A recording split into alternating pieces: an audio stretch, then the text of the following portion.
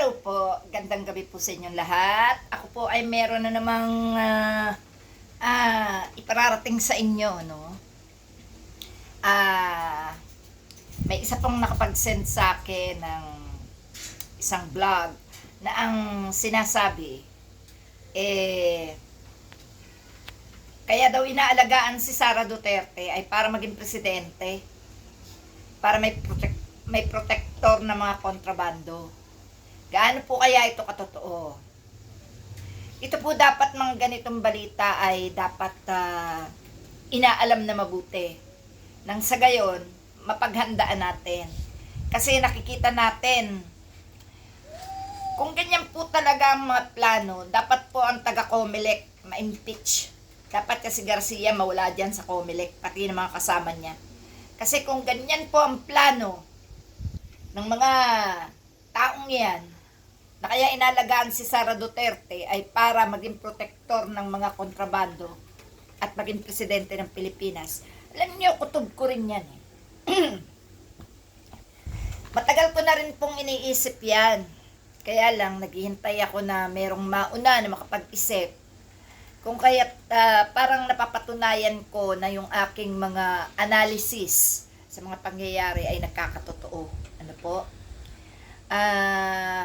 Hindi po malayo na talagang ang mga Duterte ay may mga illegal business na dapat pangalagaan. Kung kaya ang mga iyan ay ayaw mawala sa upuan. Ano po?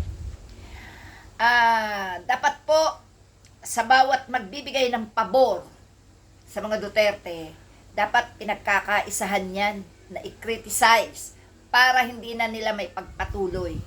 At kung talagang may plano na si Sara Duterte ang pauupuin bilang presidente sa 2028, dapat ang Comelec ngayon pa lang ini-impeach na. Si Garcia dapat inaalis na yan sa pagiging Comelec chairman. Ano po?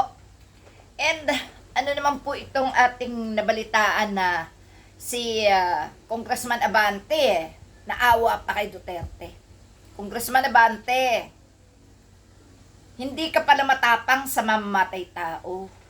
Maawain ka. Sa mga pinagpapaslang ng mga walang kamalay-malay, ikaw ba ay hindi naaawa?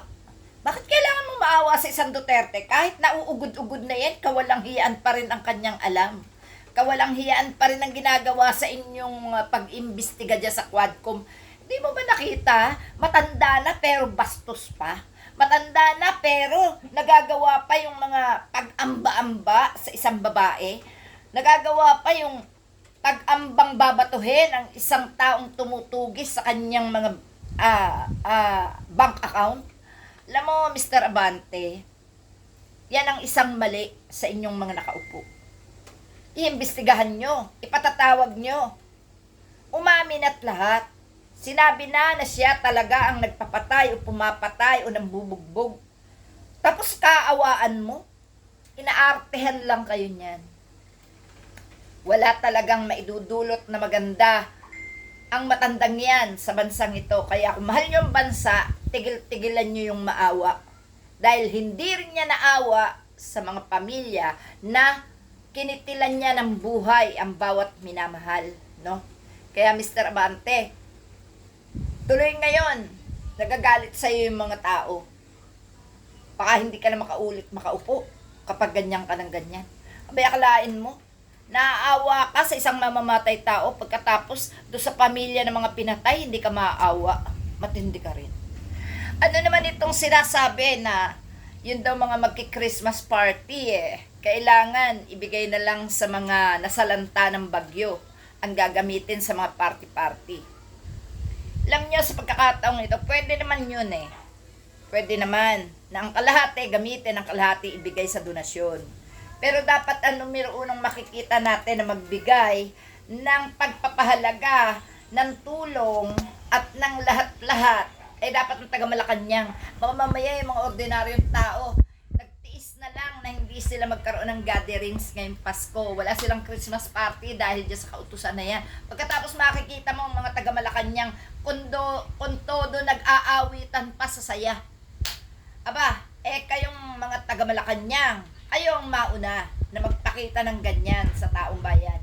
Dahil kayo ang mga leader, kayo dapat ang makitaan ng pangunguna sa pagbibigay ng tulong, ayuda, pagmamahal sa mga nasasalanta ng bagyo.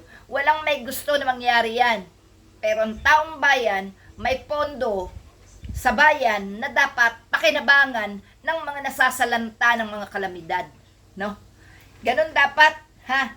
Mga taga Malacanang. Salamat. Magandang gabi po sa inyong lahat. Okay.